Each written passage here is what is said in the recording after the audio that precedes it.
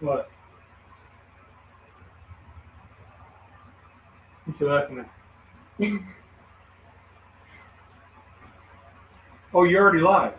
That's what you're laughing at. You turn the thing, so now it's cockeyed. So move the whole table. Cup. Move it that way. Yeah, that's a little bit better. Morning, everybody. Good morning, sir. Morning. How are you? All right. I'm ready to eat. I love a good old fried bologna omelet. Yeah. I can say I've never had it with pimento cheese. This one takes me back to the good old days. Morning, Charlie. Way back. I mean, my mom taught me how to cook an omelet when I was probably 12. And sometimes it turned into a frittata. Sometimes it was an omelet. Sometimes it was just scrambled eggs. I mean, I was learning. And I love bologna. So I would take bologna and throw it in the griddle or on the skillet, get it hot, and it would bubble up in the center. And then I'd flip it. And then it'd be a cup and get the nice Maillard reaction on it, which I love. And didn't even know what it was, but I just enjoyed it. Made lots of sandwiches. And then I discovered at the deli counter that they would slice bologna for you. What? So I would go up. I went up one time to deli counter and I said, hey, I want like half-inch thick slices. The guy said, all right, cool. And he went and sliced up a bunch and then came back and said, morning, Tom. Morning, Scotty. Good morning. And came back and said, here you go. And I said, what the hell is this? And he said, well, it's your bologna. I said, dude, I want half-inch thick. He said, that is. I said, no, it ain't. It was more like an 1/8 inch. I said, I want half-inch. I want like 3 slices to a pound half-inch thick. He goes, what? And he went and cut for me. And it was just a little over a pound. And I was like, that's fine. That's what I want. He said, what in the world are you going to do with that? And I said, you ever heard of fried bologna grilled sandwiches? Nope. I said, I'm going to take it. I'm going to put it on the grill. I'm going to grill it off. And then I'm going to make my sandwich. And he went, who does that? And I was like, that guy right here, buddy. And that became a thing. Fast forward several years later, the smoked bologna log became popular, a thing to do. You know, it's something I was doing on the gas grill for, you know, just in the big thick slices, and then it became the thing to do on the smoker. Right. As a whole log. Every now and again, I can find the whole log because I'm not paying deli price for a chub. I just YouTube's not paying me for that, and I don't have a food sponsor, so not doing that. So we need to send an email to Oscar Mayer. Boar's head. Yeah. But anyway, so every now and again when I find, oh, is that Terry? Frostbite? What's going on, buddy?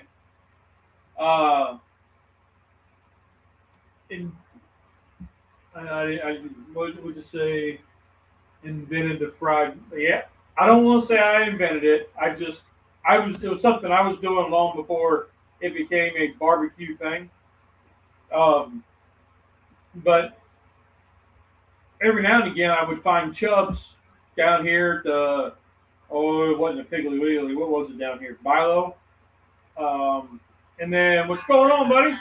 Tony? And then I found one at Food Lion, and because the Bilo went out of business, and I would find them at Food Lion every now and again. So I actually had one in the freezer, and then I found a smaller one, which Cub got into the other day because she has found a love for bologna, crunchy peanut butter jelly bologna sandwiches. What is country peanut butter? Crunchy. Crunchy. Oh, okay. Like, I like extra crunchy peanut butter. And I like smooth peanut butter. I don't like the nuts in it. Yeah, so one day, this was in a video a while back, a long time ago, but one of the things I used to also do is I love peanut butter and jelly sandwiches. I was like, oh, I need protein in that, right? More protein. So let me throw some bologna in there. I like creamy peanut butter, grape jelly, one on each side, and then put your bologna in the center, close it up, cut it in half. What's the Aussie say? Bob's your uncle? Boy, that was good. What's up, Honey Badger? Is this... You gotta read this one. What? You need a bumper sticker. Bologna gives me a chubby. That'd be a T-shirt, man. And have a chub. Have a chub right there. Kind of have it at an angle. Yeah. So anyway, we got into this. Cub got into it, and I said, you know what? The local diner down the street here, I get fried bologna biscuit, egg cheese biscuit every Tuesday. For the last, I don't know, couple months. Love it. So I thought this morning we could do fried bologna with a side of pimento cheese omelet. And if the omelet doesn't work out, then it's a scrambled eggs. It works. So that's what I got going on.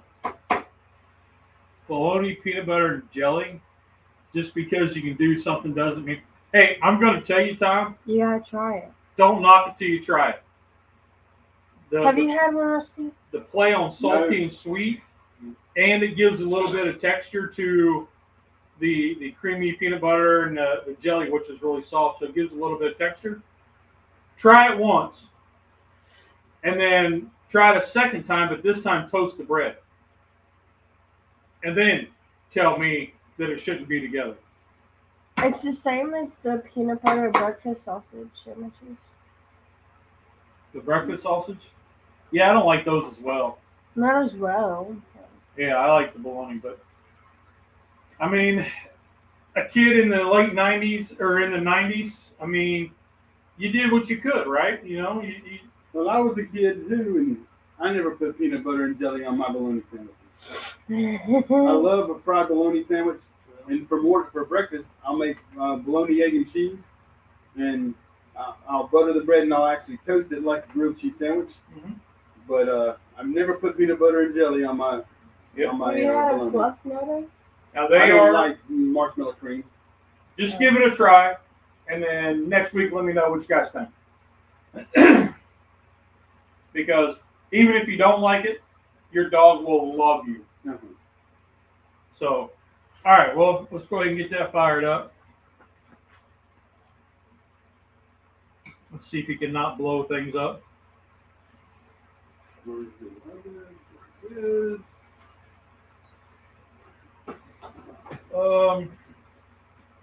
So what did you have going on this week? Either one of you. Don't both of you talk the same? Oh, that's fine.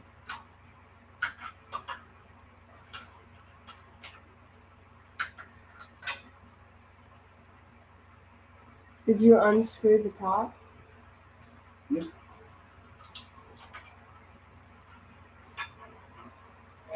You're still on off. That's right.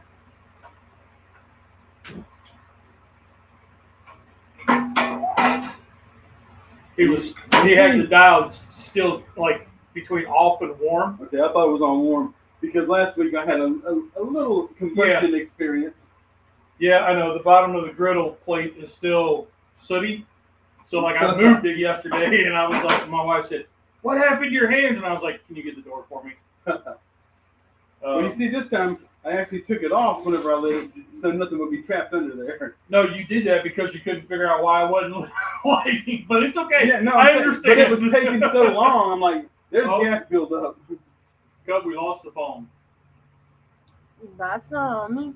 Yep, I don't know what happened, but That's it's okay. on you. It's okay. We just won't use it. I don't know what happened with it. Okay, hold on. Uno momento. Here. What's up?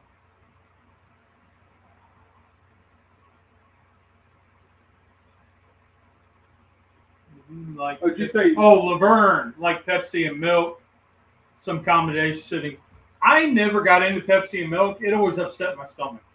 I never would even consider mixing those. Yeah, I don't. I tried it because Laverne and Shirley. Really, I don't remember that. Then again, I don't remember very much of Laverne and Shirley. I remember Laverne, Shirley, Lenny, and Squiggy, and that's pretty much it. I cannot remember any type of episode or. Scotty, it's too early. Beer for breakfast. He's retired.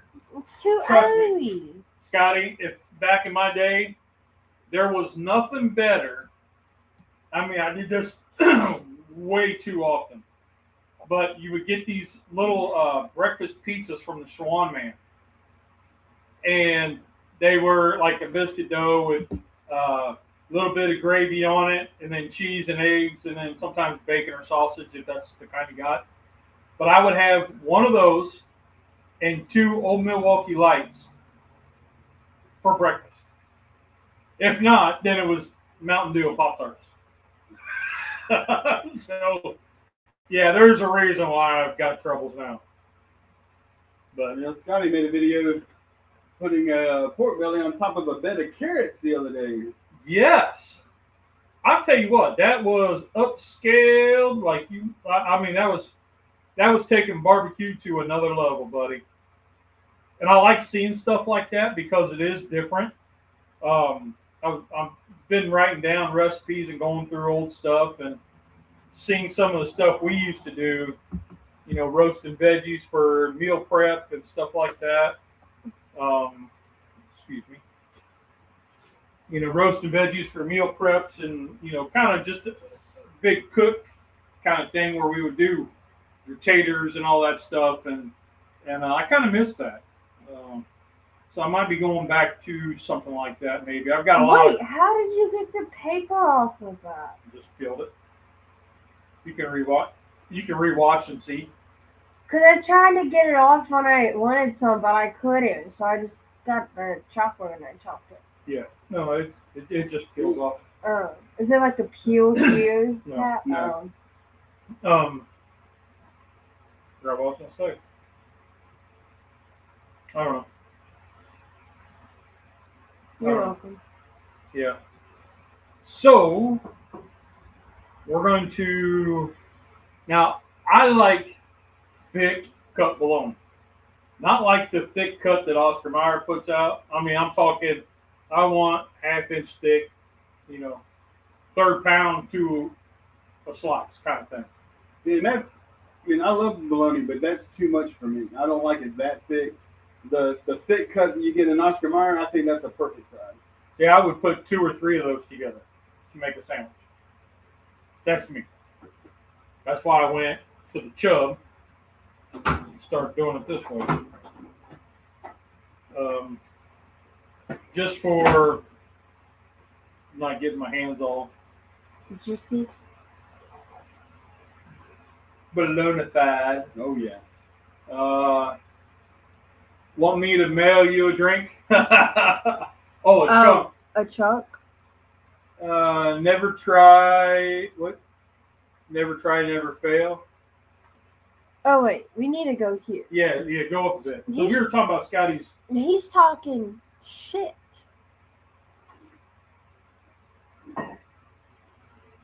Pickles is talking at his So I butt. want to trim this off because that was Cub's attempt at slicing. Well, I'm in the middle of something, Cub. Use your fingers and poke your long nails. Got to do it right. We've been watching the Food Network, right? So you got to hold your knife right. Don't put your finger on top. Don't hold it way back here. You got to grab the blade. Tom said, I'm getting worried. I'm agreeing with Rusty. I'm agreeing with a lot Rusty is saying today. I think I need to see a doctor.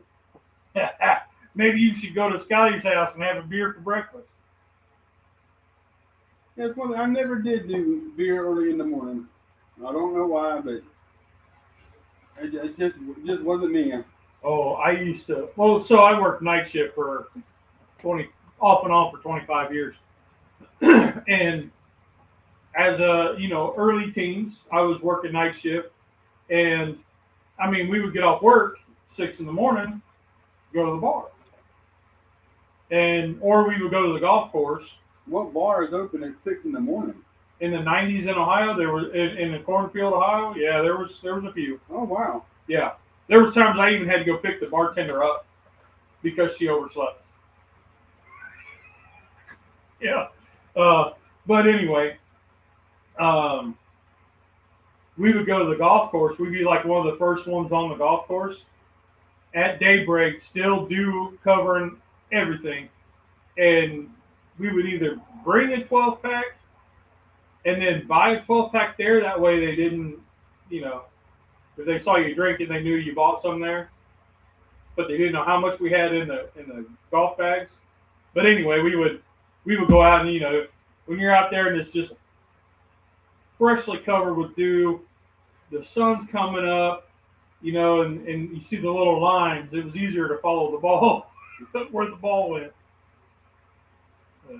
I used to love that. Get out, walk 9 holes first thing in the morning, have a couple beers afterwards. So Charlie said, "Hey man, my comments are free. You get what you pay for." Scotty said, "Bars open at 8 a.m.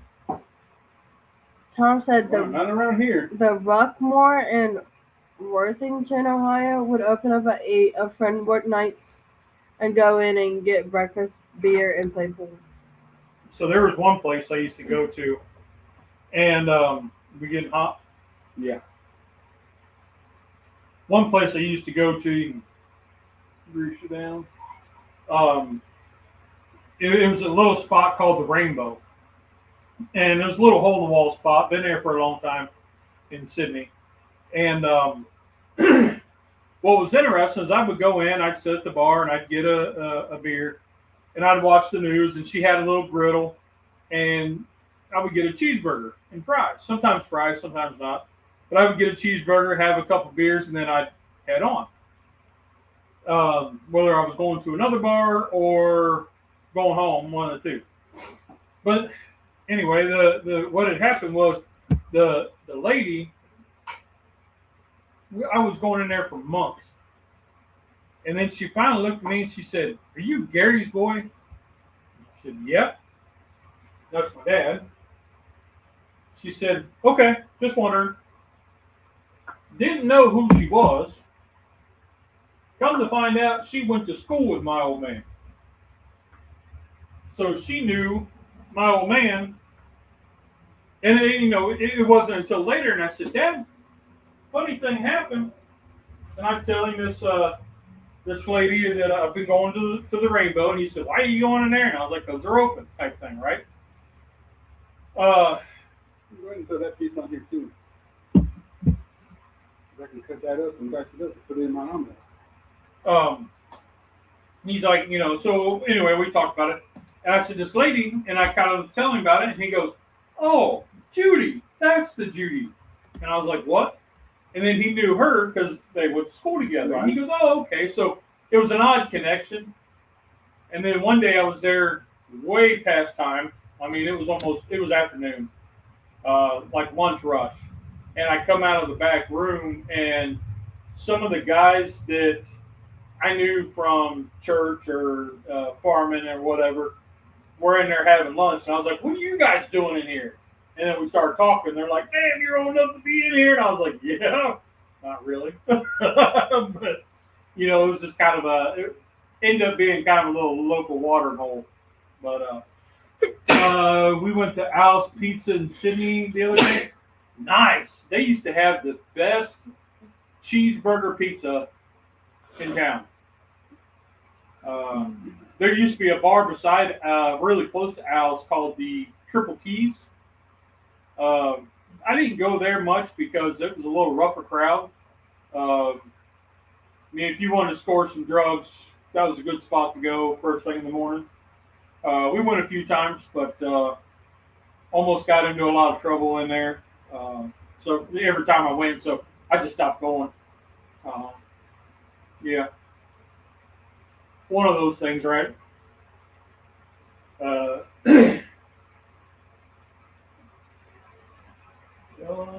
don't have a flashlight. Do you go in? Yes, I do.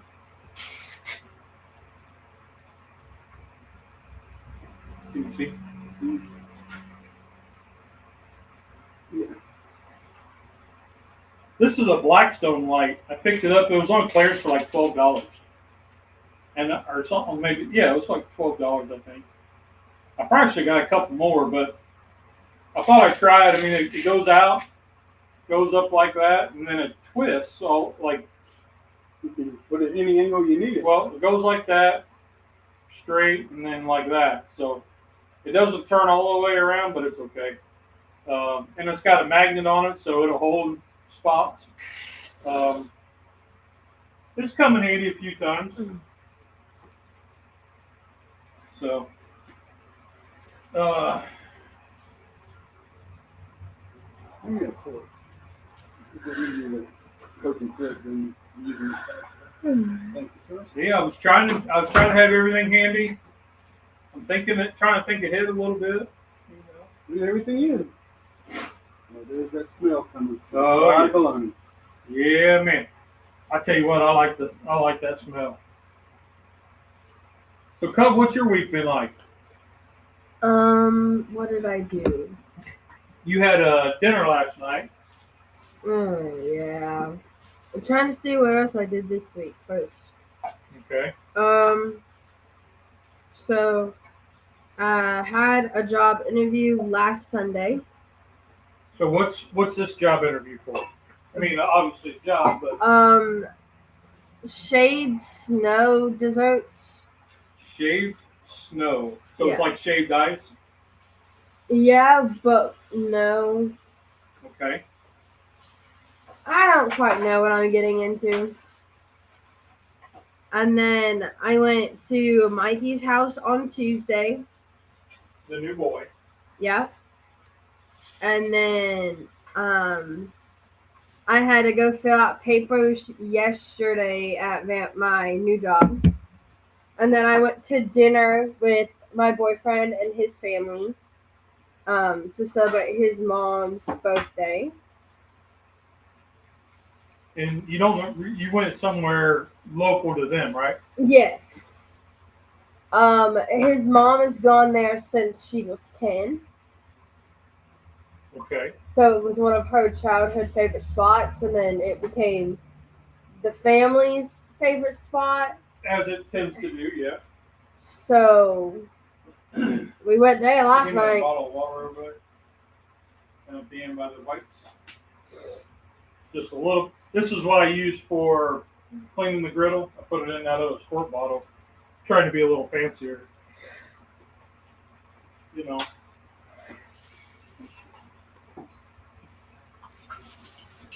So then what happened? What kind of fish? You got seafood. So I got chicken tenders and calabash shrimp. Okay. What is that? That's little tiny fried shrimp. Yes. Okay. Calabash. Okay. It's like a light batter. Right. Yeah. I don't know. Calabash is the little tiny shrimps. They're, from what I've gathered, that's why it's called.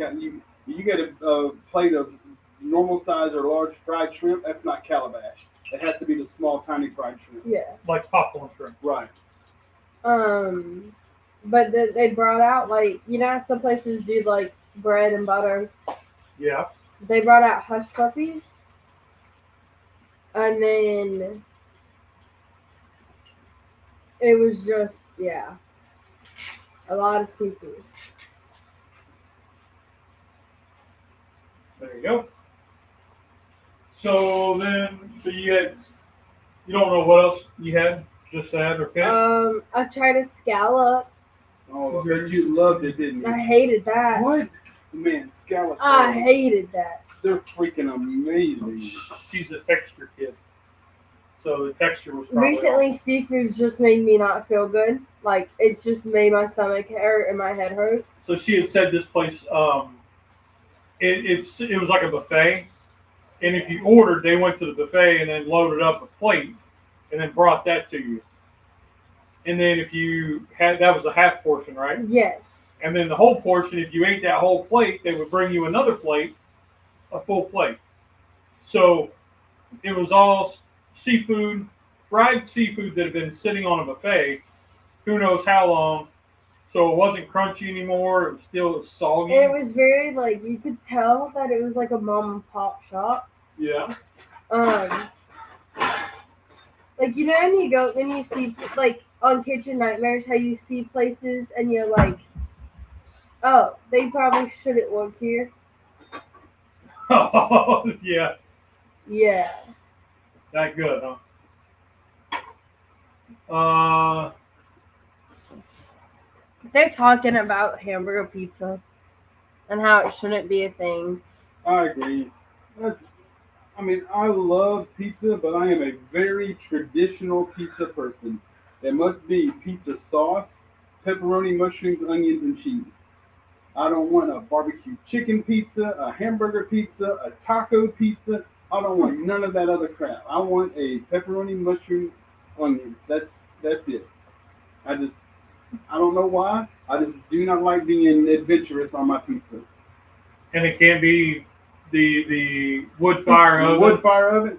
Yeah, I remember that time that what me and Teresa and you and Tanya went out there, and I'm like, I'm telling you what is this? We went to this wood fire place, and you get the little char bits on the bottom.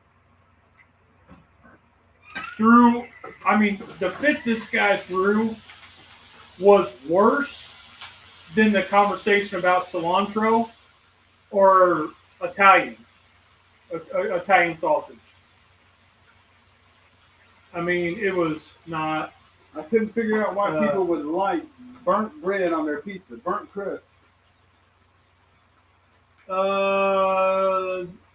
Domino's has a special going on, large 7 toppings for $9.99. Cool. We started doing Domino's. We didn't do Domino's growing up. We always did Pizza Hut. Al's Pizza every now and again. My mom hated everything but Casano's, which is the best pizza I've ever had, and Pizza Hut. At first, Pizza Hut was really cool, because you get like the Bigfoot pizza and all that. Oh yeah. They would give you like the Reed Club, you got the free basketball. You get the free personal pan pizza after you would read so many books. Yeah. They had the basketballs. They had like stuff you could get while you're there. They had a couple video games. Like it was kind of cool. And then it just got. And my mom and dad would go every Friday, and so if we wanted to eat out, that's where we went. But what I ended up doing was, in my later teens when I was out doing shenanigans, I would come home at 2:00 in the morning looking for the cold pizza because I developed that's when I liked pizza better, was when it was cold. And that's how I would judge. I say judge. That's how I would decipher whether I liked a pizza place or not, is if it was good cold. Right. Well, as far as local pizza now, Domino's is my least favorite because their sauce, for some reason, gives me heartburn. And I don't know what it is, but Papa John's is, for delivery pizza, is my favorite pizza that's out there. I like it 100 times better than Domino's. And I grew up on Domino's. I used to love it growing up, but something now about their sauce just gives me really bad heartburn. It's really because your son-in-law worked there for so long. Oh.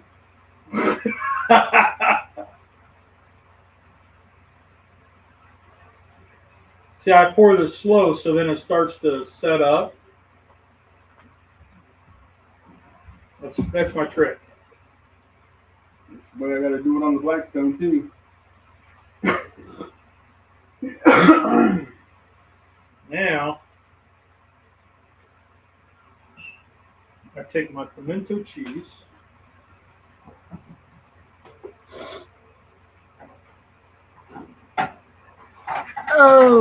Oh, Tom said the owner of Papa John's is a sexist pig. Does Rusty want to support someone like that? Because their pizza is delicious. I don't support him. I support their pizza. So, Tom, that kind of goes back to this one time I was getting tires, and I'm just buying tires, right? This old man comes in and he's all, I need tires, but I don't want none of that foreign crap. Just give me straight Firestone, whatever, right? Goes on this huge rant about what kind of tires he wants, like name brand tires. Okay, whatever. Well, the first thing the man says when he leaves, or the guy working there says when that man leaves is, do you know where all the rubber comes from? It comes from overseas. Oh yeah. And it was like, oh, so that guy was ranting about. What are you looking for? The little knife you got, so I can cut up my bologna for my omelet. Oh, it's inside. Oh. Do you need it? Yes, please. No, there's one right. Oh, never mind. Okay. It was just bologna. Yeah, I thought you were using it though.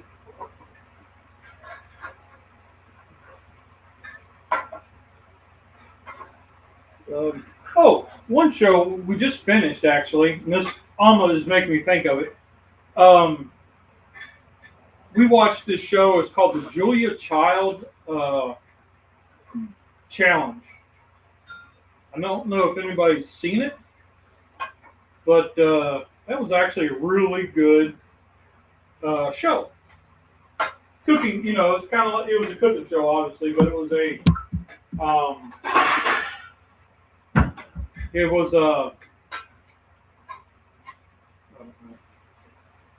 I was never a big Julia Child fan. I grew up with Emerald. Bam! Yeah. That's who I grew up with. So Julia Child is not one that I really got into.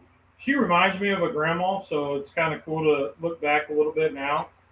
And the way she talks about, French cooking and breaking it down to terms that a dummy like me can understand is pretty cool. Now I'm not ready to start. You want 2 or 3 eggs? 2 would be good. Okay. Oops, don't fall. But that was a pretty good challenge. And then I started watching. I found it on HBO Max for streaming. And then I found this. It's called Soul Food Cooking Challenge, and that one's pretty good. If you get into the whole soul food stuff, that one's pretty good too. It's stuff I try to find while I'm doing other things.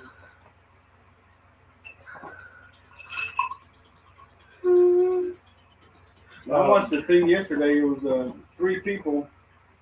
I forgot the name of this show, but it's on YouTube. And they just have 3 regular. I just pulled rust. They just have 3 regular people, and they have no idea where they're coming from in the country, and they just have them cook this particular dish, and they cook their version of the same thing.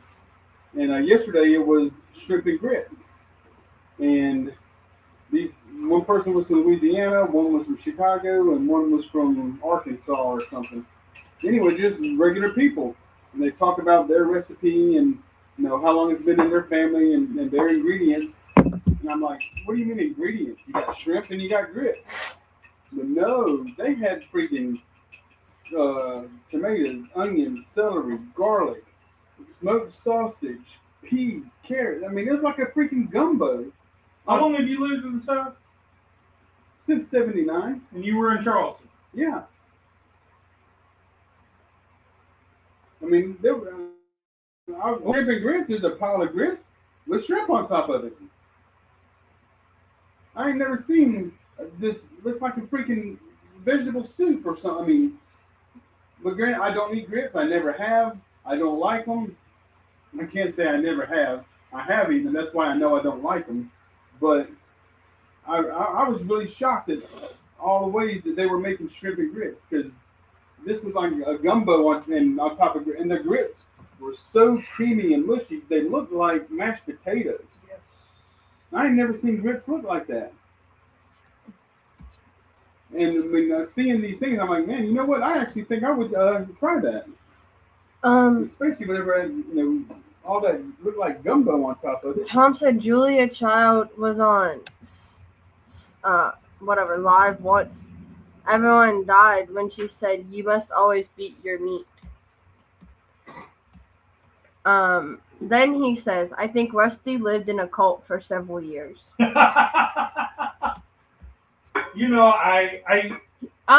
Pickles said he may have been grown in a lab. It amazes me how much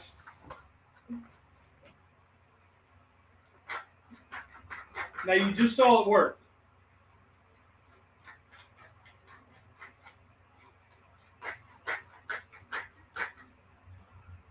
It truly amazes me how much he misses. Because of, I tried it once and it was like, he tried, just an example, I don't know for sure, but he tried grits at Cracker Barrel, didn't like them, and then that turned him off of ever trying them again. I know other people are like that, but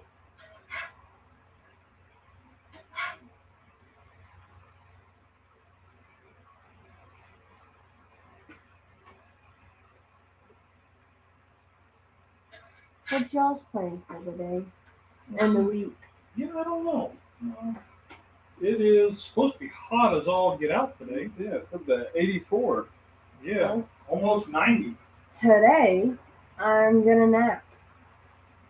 I got butter just in case I needed it, but I don't need it.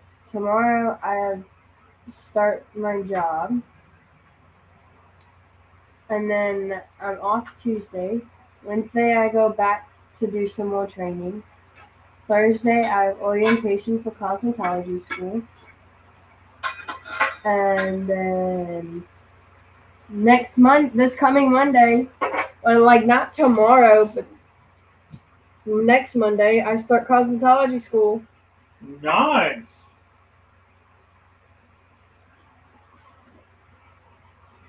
Nice.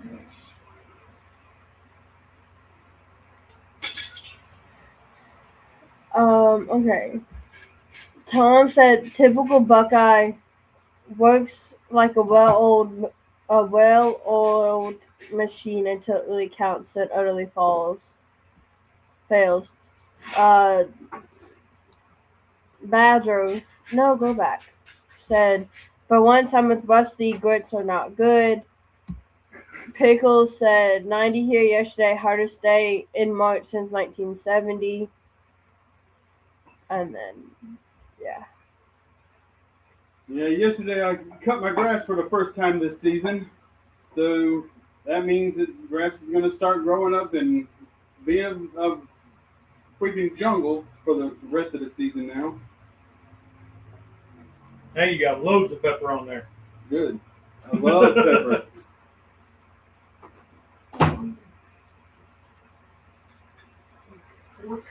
So, I already got my snap because my thumbnail, and we're like way early.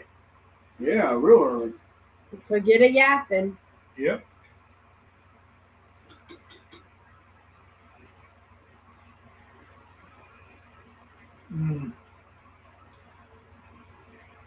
Boy, that pimento cheese omelet. That's just something where, you just put cheese in it. And then one day I was like, you know what? I've got pimento cheese. Let me try it. Fantastic. And I started making it for, guests. And it blew them away because they never had it. Yeah, I've never had pimento cheese on an omelet. And this is really, really good. So now it's kind of like I don't want to say signature, but it's something that I really, right. And I would have used my Bayou Bear because that is fantastic, especially in the omelet. Hot sauce, I just didn't grab the hot sauce. But This is more. I mean, of course, the omelet looks good. I mean, it didn't look that good when I was younger. But this is more upscaled version of what I used to have back in the day. Right. You know, my omelet looked terrible, but my bologna was fried, but it was out of the package. So What is that cord hanging from the ceiling? So that is what I have up here. I got a bed of plate, and then I have a tripod. Excuse me. That is magneted to the ceiling, and then the cord comes down to a phone holder, and that phone holder, I've got a earbuds strapped to the top that comes down to a dongle. So when I plug my phone in for the second view of the camera, then it you don't have that reverb or that sound because it's in the headphones. And then Hold on I a second. drove to. Let me just do this. There it is. I drove to North Carolina and Tennessee this week, and my windshield was covered in bug goo. Spring is here. So see this piece up here is just metal screwed up there. I have a Harbor Freight magnet epoxy to the bottom of this tripod, and it goes up and down. And then I have a phone holder into it. And then there's earbuds right up here that come down to the dongle that plugs into my phone. So that way you don't get that reverb and all that stuff. So just something that I'd been wanting to do, but took eons longer than what it should have. Eons? Eons. It took a lot longer than what it should have. So, yep. Like my brain couldn't grasp how to come up with this and get it the right way. And then I did this and it worked, and it's done very well. And for some odd reason, it shut off today. So that's how you were getting the overhead views. Yeah, the camera's never shut off like that before. So I don't know what happened, but it's all right. I mean, we're able to see this. And Battery die? No, it's still got plenty of. I don't know. But it also gets the tripod off the floor so nobody trips over it. Who would do that? Yeah, because not saying that's happened, but I watched this movie last night with Mikey, and it's called Heretic. Heretic. Yes. Have you seen it? No. I just know how to say the word. Right. And it was kind of interesting. Like, these two Mormon ladies showed up to this guy's house to, like, see if he wanted to talk. And he tricked them by saying that his wife was home. But she was making blueberry pie.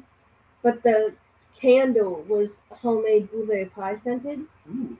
And he ended up killing the one girl. Well, not really killing her. well, if I come over and I'm thinking I'm getting pie, and then you give me a candle that smells like pie, yeah, I'm gonna be pretty upset. They tried to leave his whole thing that he wanted the girls to understand was in his head, the one true religion is control. Mm. So he had all these other, like, all the other ladies that came to, like, ask him about things and stuff like that to see if he wanted more information on the church. He did the same thing to them and kept them in a cage in his, like, basement of the basement. Cause, like, he had a basement, and then there was another door in the basement that went to a deeper basement. Where else would you keep random Mormons that come up to your house?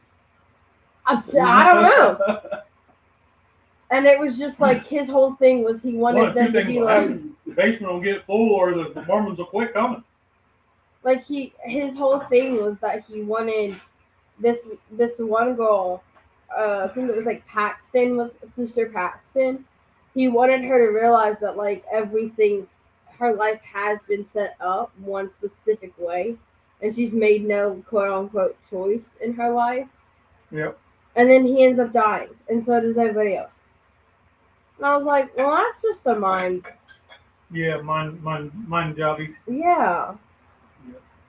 But we watched that, and then we watched The Conjuring, the third Conjuring, because the other day when I was there on St. Patrick's Day, we watched Get Out and Weapons. Get Out. Isn't that the one where the guys were running? They were doing something with their brain. Yeah. And, okay. The White Family. Right. Yep. Yeah. That was I did see that movie. That one was good. That one was good. And then we saw the Weapons one because I wanted to watch that one, but I didn't want to watch it by myself. And Rex doesn't really Fire count. that back up. I'll make some for the wife. Make some omelets. Omelet and omelet. She won't want it. But she likes fried bologna omelets too. Yeah. She just likes She omelets. just likes omelets.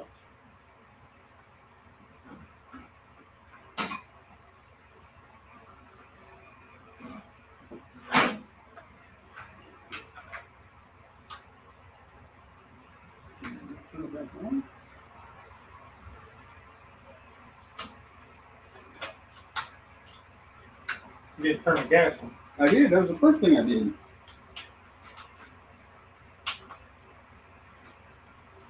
Did I not turn it far enough, or?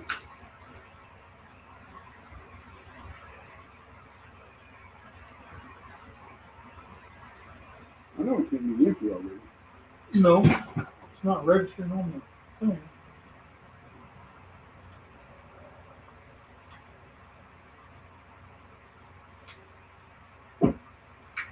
Something happened.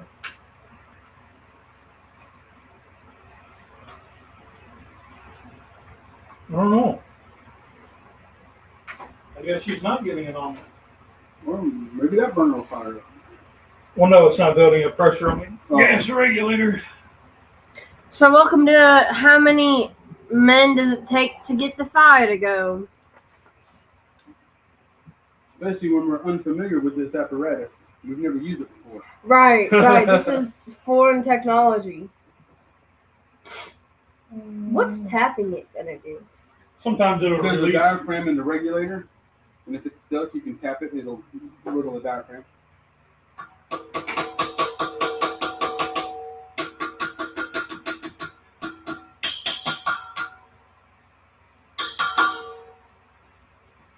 Moved a little.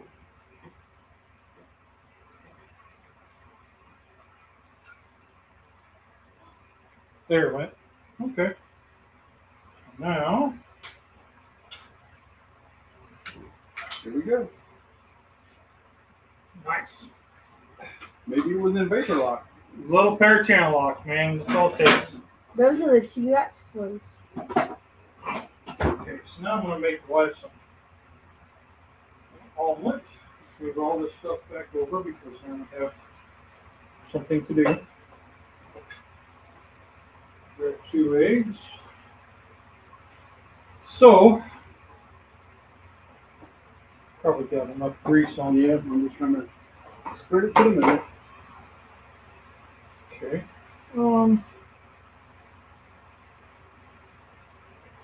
You know, last week after I left here, I had to go to Firestone to get the alignment done on the car. I got the alignment done almost 2 weeks ago, and with that is a 1 year unlimited alignment. And they gave me a list of stuff that I had to replace on the front end that they would have been happy to do for about $1,600. Oh, yeah. But bushings and ball joints, got all that stuff replaced. Went and had it realigned when I left here last Sunday. And then they gave me another list. Okay, you need lower control arms and something else. And they said wheel bearings. And I said, well, I just did the wheel bearings yesterday because those were just done on Saturday.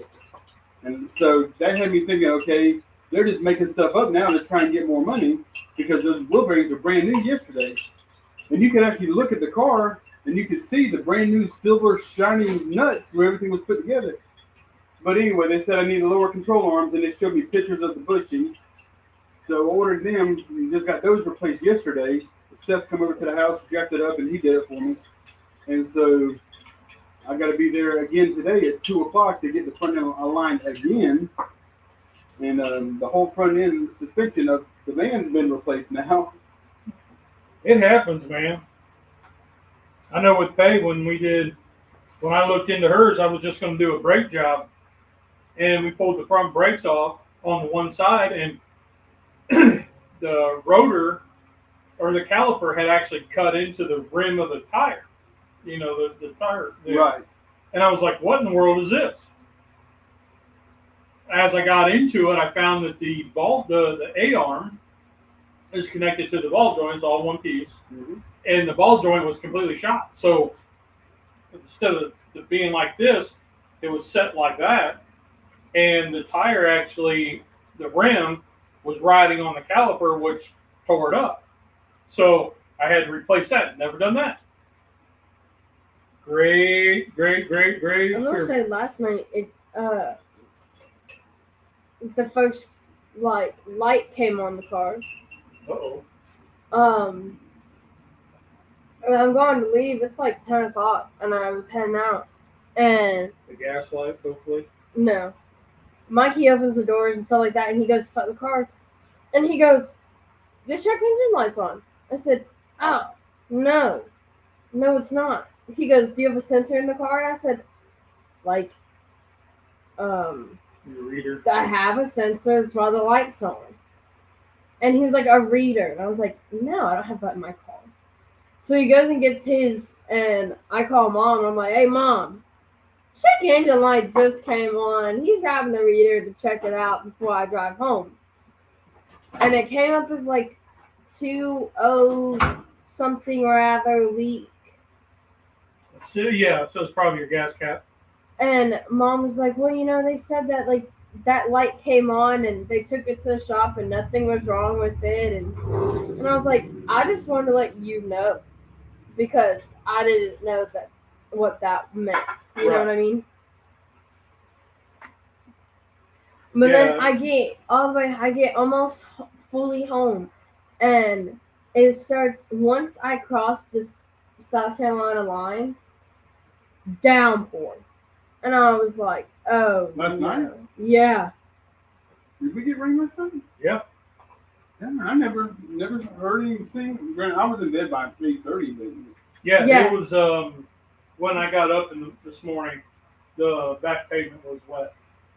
It was downpouring, and I was so bad because I had my wipers going, my lights on, I had wipers going, and I had the defroster on, so my window could defog, and I still could not see the lane lines. Like I could not see the little lanes, and so I'm sitting there going, "It's 60. I'm going 45. I just can't see where my lane is." So I'm like, "I'm just gonna go 45." What the hell? This semi truck looks at me, gets right in front of me, and I just started going behind them. I was like, I can see where they are, so that's fine. But it was downpour, and I was when you crossed the South Carolina, your boyfriend live in North Carolina? Yeah. I haven't met this one yet, so. Yeah.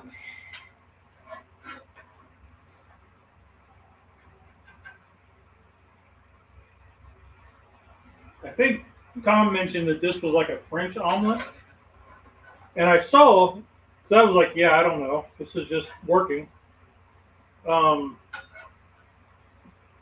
that Julia Childs show, they were tasked to make a French omelet. And I was like, Welcome to Car Talk with Freaking Frack.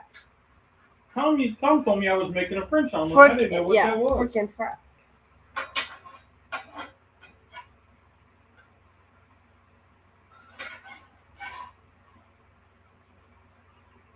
I saw a state trooper last night in a truck.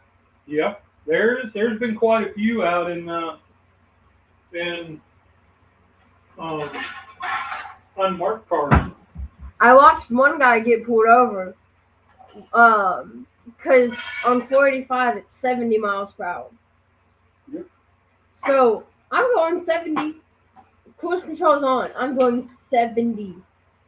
And I see the cop, and I was like, I'm chilling. I'm going the exact speed limit, not a mile over. This guy zooms past me. And I was like, he's not going 70. And you saw the cop, like, go all the way around to get him.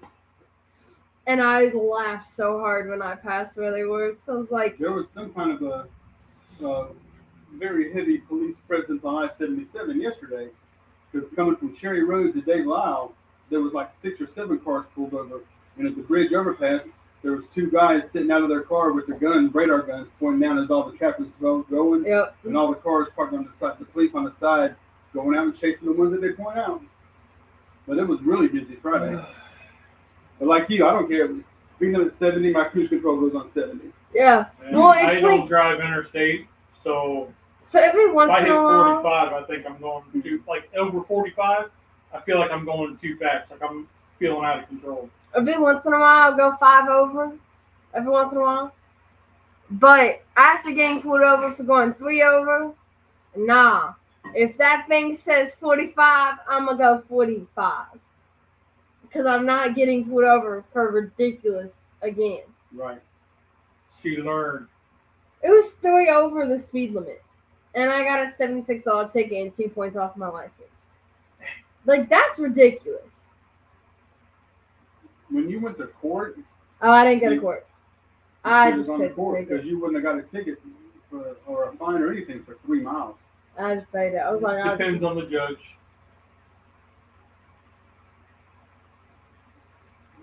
and it was right by Winthrop, too. Like, the road Tamara Wasn't a went on. Winthrop cop. Winthrop, yeah. There's your problem. Yeah, Yeah. there you could have got off, but Yeah, it was those are, Winthrop. But it wasn't I by the believe- school. I was by Legal Remedy. yeah, I believe they're more higher, like the upscale rent-a-cop. I was- They're actually So- the Rock Hill City police officers. I've been wrong before. I don't know. I was by Winthrop. I was by Legal Remedy, about to hit that little bridge to be into downtown. And I saw him get all the, like, do a whole U-turn, and I just pulled over. I was like, But okay. right Before you there, get out and you go, bees, bees. But whenever I was at Winthrop, I've gotten several tickets by the Winthrop police. As soon as if you're on College Avenue and you're turning right into the campus, there's a red light there, there's a crosswalk there, and as soon as I got there just as soon as the yellow light was at the end of its fixing to turn red, and I'm like, no problem, I got it, and I whip in. And just because of that one split second that I was under the red light, I got a ticket. Yeah. And the ticket was for running a red light, which is 6 points. And I went to court, and it was all dropped. But those Winter police, they're serious. But I understand they got to be. I mean, that campus is full of kids walking around, and I understand, but.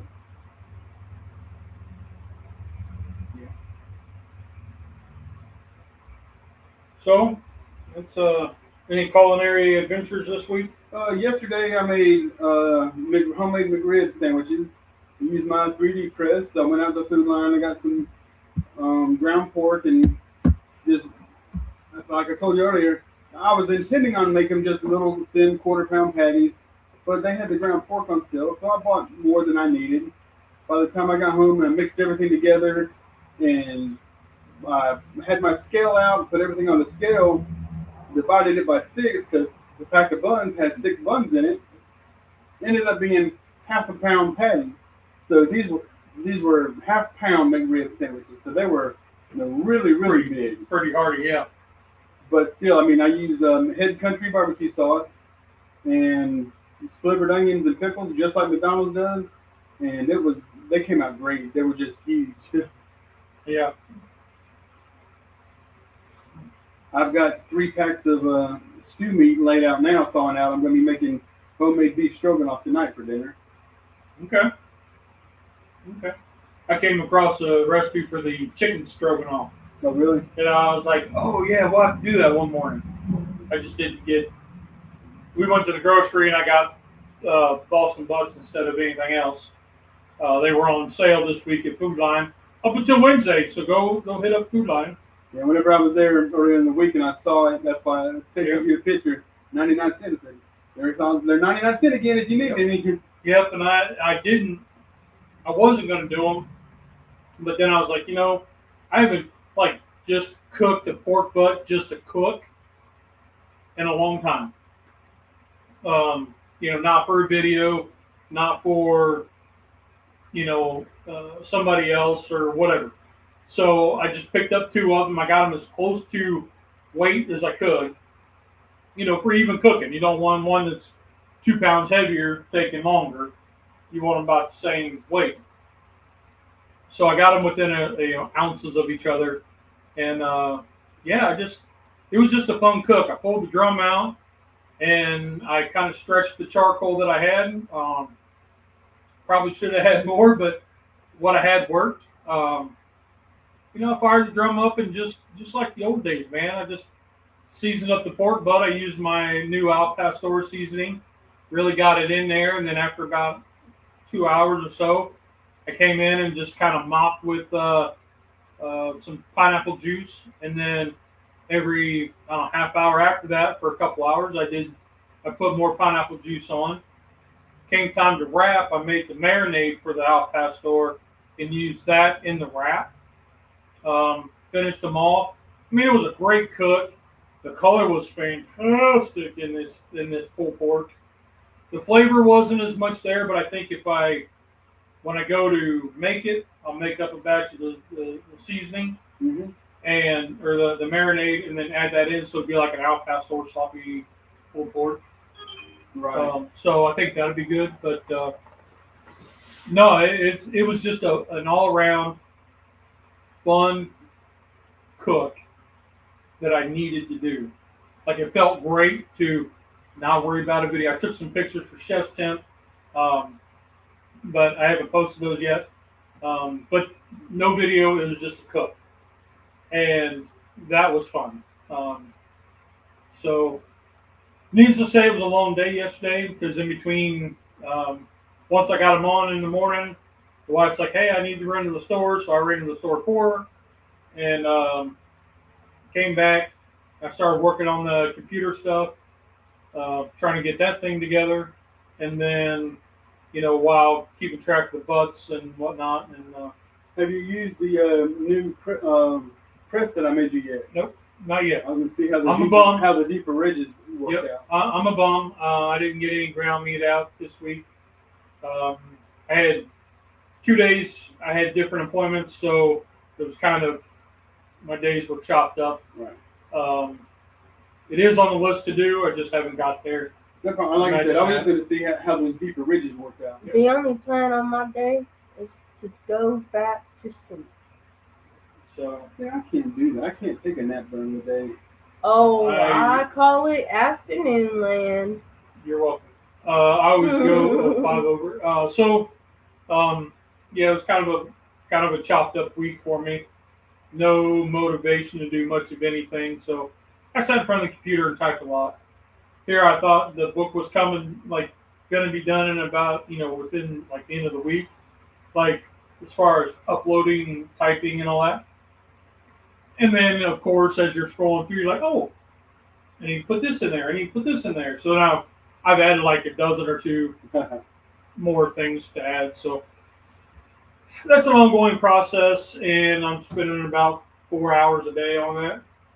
So I'm really trying to put forth the effort to make it something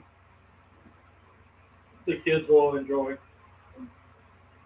So I'm really putting forth some effort into it, and it may be a complete flop. The one guy was like, man, you're going to sell a ton of these, right? And I said, man, if I sell one, which would probably be to me, I'm doing good. But I don't know. It's become a thing on its own. So how are you planning on selling them? Are you going to actually get books printed? Or are you going to do an e-version and do them online? So right now we're going to do the plan is like a book. It'll be on Amazon, so you have to go to Amazon. Then it's a print on demand. So you order it, they print it, ship it out. Okay. We thought about doing an ebook. The only problem is for me, I don't like reading on a screen. I wouldn't do an ebook. I don't like reading on the screen. That's me. So I don't. If it's not something I want to do, I don't know that somebody else will. Right. When I'm reading, I prefer it on the screen because I can pinch and skew and make it larger so I can see it. So that is an option that we looked at, but we haven't got into that part of it yet. Like the part we got to was where you look at the cover and you say, okay, what do I want on the cover? And then it gives you, like, if your book's flat and here's the bindings, it opens it up and it says, here you need a picture in your title. Here you need a little bit about the author. You need a little bit about what the book is. And then you got to leave room for the skew. Okay. And then as your pages get bigger, of course, your binding gets bigger. So then you can write in on the binding. Right. So until I get the document ready to upload, then I'm kind of stuck with, I mean, I could write up the back and the front, but the binding I wouldn't be able to do. So I'm kind of waiting until I get everything ready to upload to go to that next step and then go from there. But the ebook is an idea. You know, what do you guys think? Would an ebook be better, or, you know, I don't know how anybody else reads cookbooks, but, you know, reading it on my phone, I tend to write it out and then I have it, or copy and paste and then print it out. So I don't know. Right. I don't know which would be better. There's a bunch of pictures, so maybe the ebook would be better for that. But it's not just a recipe book. I mean, there's stories throughout. There's pictures. There's, you know, stuff. So I don't know. Right now, we're looking just book form because that's what this guy had done, and then he went to ebook. But you know, I don't know. I didn't realize that Amazon will actually print the books. I thought you had to find a publisher. They printed, say, you had to buy a minimum of 500 copies. Yep. And then you ship them to Amazon, and they store them, and then they just ship them out when people buy them. Used to be, but Amazon does publishing, which is who we're writing the book through. We're setting it up through, and they do print on demand. So if 5 people order the book, they print 5 copies, ship it out. Well, that's awesome. There's no waste that way. Right. There is a cost, you know, to get it in and whatever, but we'll get to that later. But whenever I figure that out, but so that's been an ongoing process and interesting. A lot of things flooding back and printing out from digital anyhow. Seems like a book would just be another way. An ebook would just be another way to get it. Yeah, yeah. So, I mean, it's some people really like, you know, blog posts, and which Faye and I were working on that, but I'm kind of focused here, and I don't have the bandwidth to go between the two, to go back and forth. My brain just won't do that. So, one, then the other. But I know, like, we watch Cast Iron Chaos, and he does some videos where he's pulling the recipe from a blog post, and he gets all the pop-ups. I understand the purpose of the pop-ups because that's how that person's making money. Right. The thing that I found out with that is when you go to the blog post and it has a print button, you can hit print. Well, then it goes to your print page where you can say, go to printer, or you can, like, right underneath it says save as a PDF. You go to save as PDF, then it brings up just the recipe that I can screenshot, adjust down to where it's just around the words and save it. That way I don't have all the pop-ups. So then when I go to something, like if I'm doing here in the kitchen or whatever, then I can write it out and I don't have all the pop-ups and have to dance around all that crap. So, you know, I don't know. That's just something I found. But, so, I think that's it, man. I'm rambling. But it's been an interesting process, and, you know, going back through some of the old YouTube recipes and remembering stories from that I can remember, and I want to say that I want people to remember me, remember about me. You know, there's a few that shouldn't, but yeah, it's been interesting. Stroll down memory lane.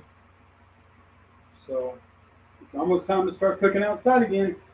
I thought about it, and then, you know, but we had two different ideas of what we were going to do, and we didn't know which way we were going until this morning. So, yep. 711,000, what's going on, buddy? So yeah, we'll figure out something for next week. Easter's coming up, so I don't know what we'll do then. We'll find a bunny. Make hot soup pepper. Maybe. There was two bouncing in the backyard yesterday, along with about a 6-foot-long black snake. Nope. Well, I'll take it back. If you kill it, clean it, and bring it over, we'll cook it. Okay. But I'm not touching. I'm not into skinning no damn snake. My friend has Lexi Millard. You know her? Yeah. She has the snake. I've held her snake. Oh, that you shouldn't say that out loud. Her snake's But name anyway, is Lilith. let's And I fed it alright. let's end on that note. Now, isn't Lexi? You said Millard. Her last name is Mallard, ain't it? Yeah. Okay. Yeah. But yeah, her father was a really good friend of mine. Whenever I was really upset whenever he died. But after him and his brother both, but they played pool with me. They're on my team. Whenever I was manager at Hardee's, I gave them their very first job. I mean, I've done them for years. Yeah, Lexi's great. All right. Well, we'll end on that note. Thanks, Cub. You're welcome. So, all right. Well, let's get out of here. Good show. Yeah, good job, buddy. Hopefully that somebody learned something. If you want to make a Frenchish style omelet, Don't say that. Tom said this is pretty close. You know, it's low heat and take your time pouring it out. Only thing I like with this better than a French omelet, because French omelet, their eggs are still really, really runny. Yep. And I don't like runny eggs. I don't mean a runny yolk is okay, but the white has got to be completely done. And that's why I like doing my omelets like this. And on a griddle is the only way that I can actually do an omelet. Why? Because you can roll it and flip it over? Because I have more, I don't know, something about it. Even over easy eggs, I struggle in a skillet. But if I do it on a griddle plate or the griddle pan, I'm good. Well, I found an actual omelet pan I use. Actually, I've brought it here before whenever we were doing omelets, because this is my omelet pan because it works perfect for me. Yep. Because on the griddle, I do like you did, you know, I just flip them and fold them and roll them over. But in my omelet pan, I put eggs in, let them sit up, scoop my spatula underneath it, do a complete flip to get the wet part on the bottom of the pan again.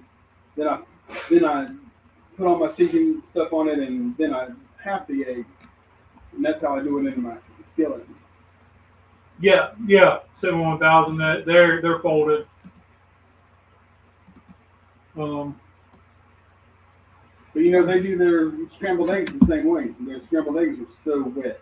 Yeah, I watched Gordon Ramsay do scrambled eggs, and I'm like, that's not scrambled. No.